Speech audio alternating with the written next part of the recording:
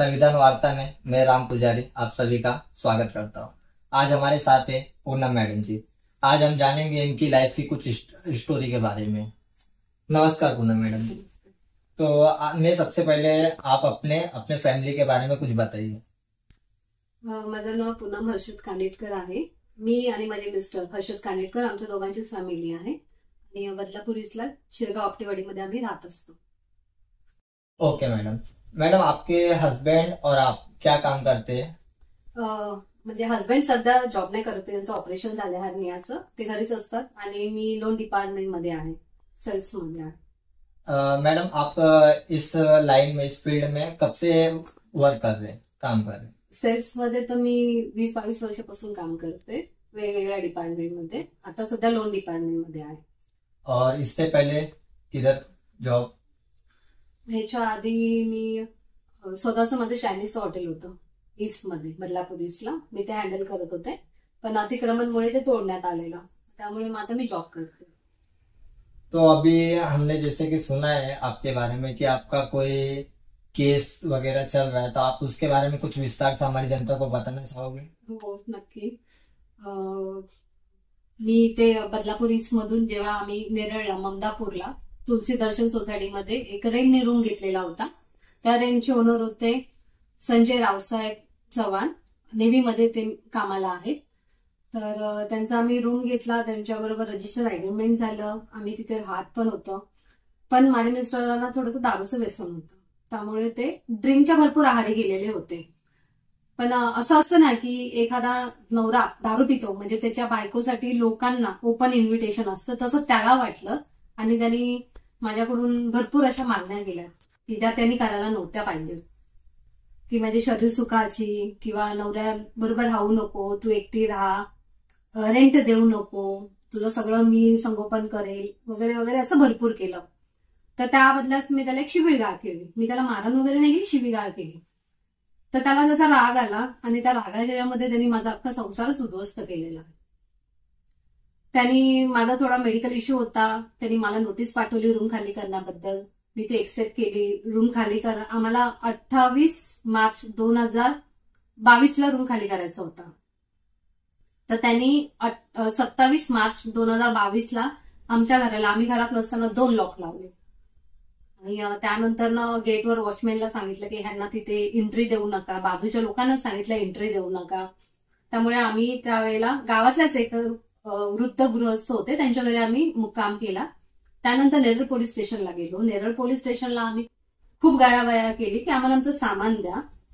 तर पोलिसांना फोन करत होते, तर पोलिसांशी त्याचं काय बोलणं होतं तर माहित नाही, पोलिसांनी आम्हाला कॉपरेट केलं नाही। 8 दिवस आम्ही नेरळला वेगवेगळ्या लॉजवर राहिलो, त्याचे बिल्स आहेत आमच्याकडे। शेवट असं झालं की आमच्याकडचे पैसे संपले, मी एका कपड्यांवरती जे बाहेर होतो, पैसे संपल्यामुळे आम्हाला पुण्याला जायला लागलं। 13 एप्रिल आम्ही पुण्याला गेलो। तिथं गेल्यावरती स्टेशनवर राहून आम्ही दिवस काढले, प्लॅटफॉर्मवर राहून। त्यानंतर आम्ही हॉटेलमध्ये, माझ्या मिस्टरांनी वेटर्स आणि मी हॉटेलमध्ये भांडे घासून आमचा उदरनिर्वाह केलाय। इतके वाईट प्रसंग आम्ही त्यावेळेला उपभोगले। आळंदीसारख्या ठिकाणी आम्ही राहिलो, घाटावरती आम्ही राहिलोय, भीक मागून खाल्ले अक्षरशः, का तर आमचं सामान यांनी अडकून ठेवलेलं। आमच्याकडे पैशाचा सोर्स नव्हता, आमच्याकडे कपडे नव्हते, आमची मानसिक स्थिती नव्हती। 2 वर्ष आम्ही हे केल्यानंतर तरी मी पुण्यावरून पोलीस स्टेशनला वारंवार येत होते, पोलिसांना अप्लाय करत होते की माझी कंप्लेंट घ्या, मला माझं सामान द्या, तो माणूस माझ्याकडे अशी मागणी करतोय, मी त्या मागणीला नकार देते म्हणून तो मला असा त्रास देतोय, त्याच्यावर ऍक्शन घ्या। पण पोलिसांनी काही एक ऍक्शन घेतलेली नाहीये। शेवटी मी एक गव्हर्नमेंट म्हणजे सरकारने मला एक वकील हायर केलेला होता, त्या वकील थ्रू मी पोलिसांना एक नोटीस पाठवली। त्या आता 2023ला मी माझ्या हाताने एक ऍप्लिकेशन दिलेलं होतं माझ्या सामानाबद्दल आणि न्याय मिळवण्याबद्दल। त्यावेळेला सुद्धा ते घेत नव्हते। मग शेवटी मी पोलिसांना धमकी दिली की जर तुम्ही माझं ऍप्लिकेशन नाही घेतलं तर मी समोर सुसाईड करेल तुमच्या पोलीस स्टेशन समोर। त्यावेळेला त्यांनी ऍप्लिकेशन घेतलं, त्याची रजिस्टरमध्ये 2 महिने नोंद नाही केली। मी वारंवार तिकडे जात होते, माझ्याकडे त्याचे तिकीट्स आहेत ट्रेनच्या की मी नेरळला किती वेळा गेलेली आहे। त्यानंतर मग तरी त्यांनी एवढे लक्ष दिलं नाही, कारण की त्यांचं पोलिसांचं आणि त्यांचं कॉन्टॅक्ट होत होतं, त्या नेव्हीवाला जो आहे ना संजय, त्याच्याबरोबर तो त्यांना पोलिसांना काय सांगतच माहित नाही. आणि माझे त्यावेळेला कपडे बरोबर नव्हते किंवा मनस्थिती नव्हती, आमची परिस्थिती जशी नव्हती की पोलिसांना आम्ही काय सांगावं हे.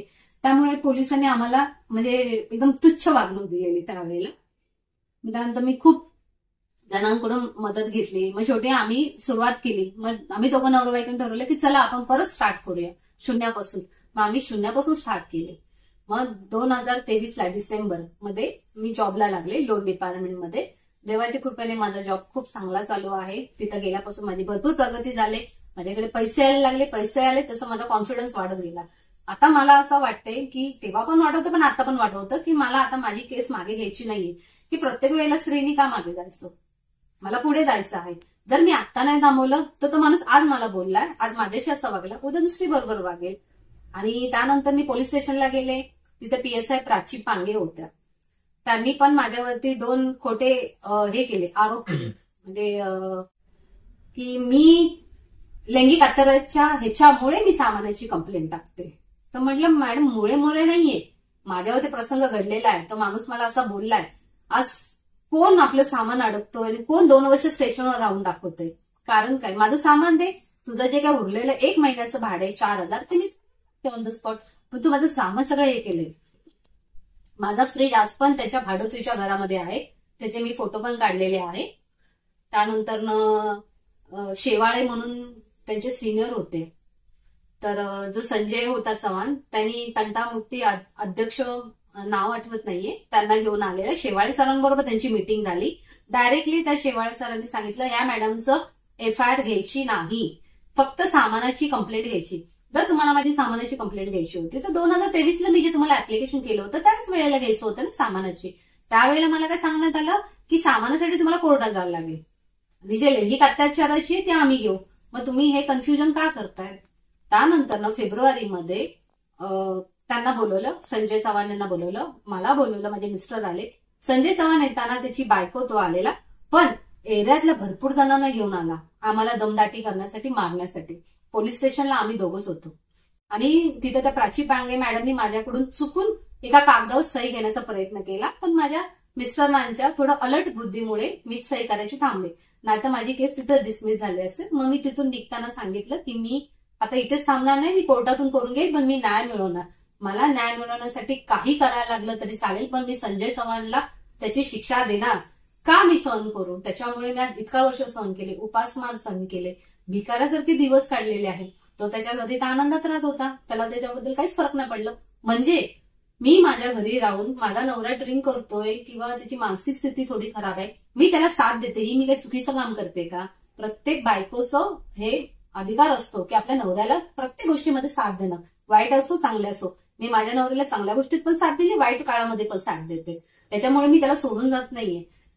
त्याचा फायदा दुसऱ्यांनी नाही घ्यावा, माझं एवढंच म्हणणं होतं. मला न्याय मिळावा, संजय चव्हाणला योग्य ती शिक्षा व्हावी, यासाठी मी प्रयत्न करते. मला पैशाची ऑफर केली तरी मला पैशांचे काहीच एवढा मोह नाहीये, कारण की देवाच्या कृपेने मी आता चांगलं कमवते आहे. मला पैसे नको, काय नाही, मला माझं घरचं सामान आणि संजय चव्हाणला शिक्षा, या 2 गोष्टी पाहिजे. त्यासाठी मी लढणार आहे. आणि जर मला कोर्टातून किंवा न्याय व्यवस्थेकडून न्याय नाही मिळाला तर शेवटी मला माझ्या हातामध्ये कायदा घ्यायला लागेल आणि मला जे करायचं असेल ते मी इंडिव्हिज्युअली करेल. त्या बदल्यात मला जर कोर्टाने शिक्षा दिली मी ती भोगायला तयार आहे, कारण की मला जर तुम्ही न्याय देऊ शकत नाही तर मला माझा न्याय स्वतः येतो मिळवता आणि तो मी मिळवेलच. त्यामुळे बघूया आता काय होते. आता कोर्टाच्या तारीख आहे. जर पोलिसांनी आणि कोर्टातून जर आम्हाला चांगला सपोर्ट भेटलाय तर देवाच्या कृपेने बघूया पुढे काय होते. नाहीतर मग मी तर ठरवलेलेच आहे की मी माझ्या स्वतःसाठी न्याय मिळवणार आणि मी तो प्रयत्न करणार आहे. मैडम, आपने जो आवाज ये उठाई है ये सच्चाई की आवाज है, अन्याय के विरुद्ध है, एक हक की लड़ाई है. तो मैं यही कहना चाहूंगा कि आपने जब लास्ट में बोले कि अगर मेरा केस डिसमिस भी होता है तो आप कानून अपने हाथ में लेने के लिए रेडी हो, तो फिर मैं यही कहना चाहूंगा कि जनता और प्रशासन दोनों ध्यान दे, अपना काम बराबर करे और इनकी जो समस्या है उसको सुने, उस पे जो हो सकता है कार्रवाई करे. तो मैडम, आप जनता को कोई मैसेज देना चाहते हैं? की माझं फक्त एवढंच बोलायचं आहे की आज 7 महिन्याच्या मुलीला सुद्धा सोडत नाही किंवा 70 वर्षाच्या म्हाताऱ्या वृद्ध स्त्रीला पण सोडत नाहीये. तर आपण तर एकदमच नॉर्मल आहोत. जर आपल्याला कळतंय की आपल्या अन्याय होतोय तर तो अन्याय आपण सहन नाही करावा, त्याच्या विरुद्ध आवाज हा उठवायलाच पाहिजे. समोर कोणी का असना तो म्हणजे अक्षरशः बोलताना की किती पण मोठा असो आणि किती पण खालच्या ह्याच्यातला असो, शेवटी आवाज हा उठवायलाच पाहिजे. जर आपला आवाज दाबला तर पुढचा नाही हे करणार, पुढच्याला मग अजून सपोर्ट भेटेल तर दुसऱ्याचा फायदा घेणार आहे. त्यामुळे आपण आपल्या स्वतःची न्यायासाठी जी लढाई करतोय ती कंटिन्यू करायची आहे. त्यात आपली हार होते का जीत होते तो नंतरचा पार्ट आहे, पण पहिलं लढा, नंतर मग आपण बघूया की आपल्याला न्याय मिळतोय का नाही मिळतोय. जी बरोबर, आपने जैसे बोला अपने हक की लड़ाई लड़ना बहुत जरूरी है आज के डेट में.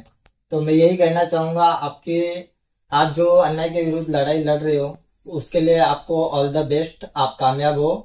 और आपने अपना कीमती समय हमारे संविधान वार्ता चैनल में दिया, उसके लिए बहुत बहुत धन्यवाद. मैं राम पुजारी, संविधान वार्ता में कैमरामैन मेहुल के साथ, बदलापुर.